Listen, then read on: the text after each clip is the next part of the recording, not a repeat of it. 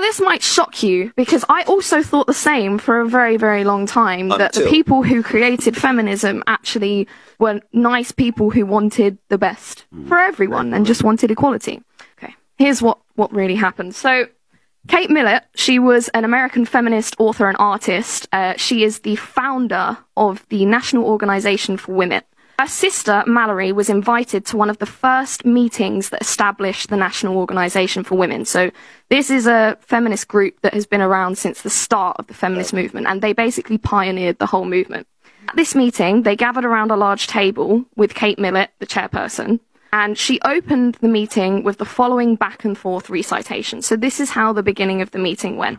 Why are we here today, she asked. To make revolution, they answered. What kind of revolution? The cultural revolution. How do we make cultural revolution? By destroying the American family. How do we destroy the family? By destroying the American patriarch. And how do we destroy the American patriarch? By taking away his power. And how do we do that? By destroying monogamy. And how do we destroy monogamy? By promoting promiscuity, eroticism, prostitution, and homosexuality. Wow. Come on. So this proceeded with a long discussion on how to advance these goals by establishing the National Organization of Women. Leader's sister says it was clear they desired nothing less than the utter deconstruction. It is so sad that women bought the Kool-Aid and mix the Kool-Aid and drink the Kool-Aid. And every woman wants to be a boss babe. Nobody wants to be married. Not for the right reason anyway. A woman just marry a man these days for, you know, like to set herself up financially in the future. Have a kid, divorce, alimony, child support, you name it. If they're not doing that, they want to be a boss babe. If they don't want to be a boss babe, they want to be in the street just like a man. It is crazy that women today cheat more than a man. But if you really think about it, who's actually winning? The man or the woman? Because now a man can go and get a woman that he couldn't get before. Of course, you gotta have to have some statics, but a woman thinks she's winning. But who's actually dominating who? Who's actually spreading whose legs and penetrating who? Who actually catching feelings, the man or the woman? Think about it. But anyway, I digress. It's like beating a horse over the head.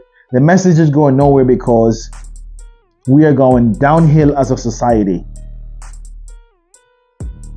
Wow. The brainwashing continue. A man left me at a bar after he found out I slept with a black man. So I met this guy online, and we decided that we were going to go on a date. We were only talking for a couple days, but it was going well, and I was like, hey, it's Sunday. What are you up to today? You want to watch some football? We'll get a drink. And he was like, yeah, for sure. So we met at a bar.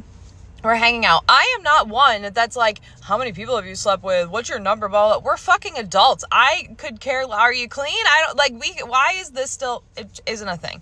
But we were watching football, which led into a conversation about someone that I had slept with. And so we were talking about it, and he was like, what?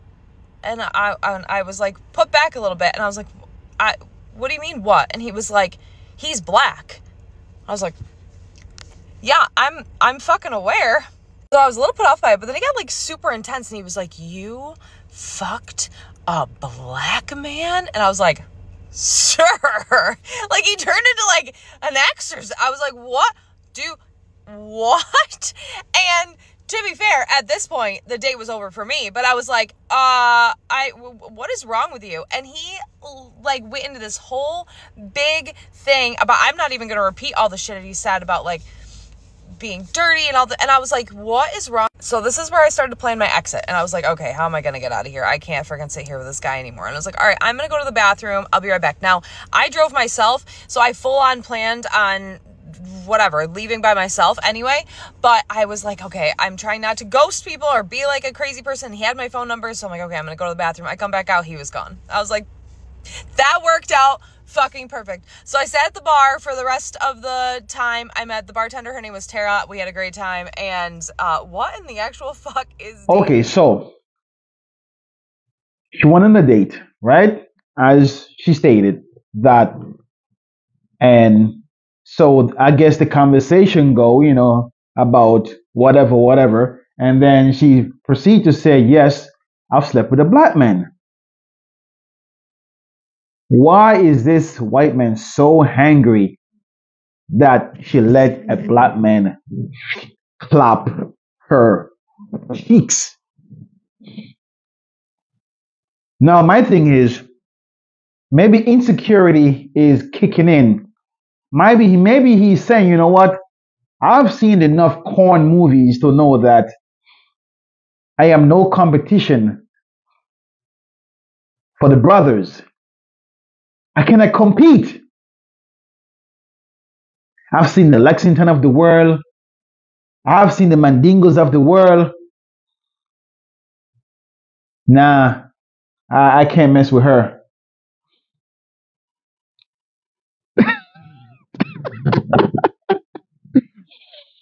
I don't know. But anyway, seemed like she had no problem with it. Seemed like she had a great memory. It is what it is. Once you go black, the whites still want you back. One thing these young brothers not doing is giving up no dollar. They not doing it. They not doing it. That's why they living how they living. They don't care about us. They don't care about us women. That's the old heads. They giving up. They giving it up, yo. The old heads is giving it up. Especially the ones that's not settled down. Oh, they giving it up. They giving it up. Easy. These young brothers, they not giving you nothing. You not getting nothing out of them. They gonna be in a nice car. They gonna have the Balenciagas on, the Gucci's, the Louis. They gonna have all that. And the girl gonna have nothing but Fashion Nova on. No car. No house. Still pay our own phone bill. You dealing with somebody 35 and under, you need to be independent. I'm just saying.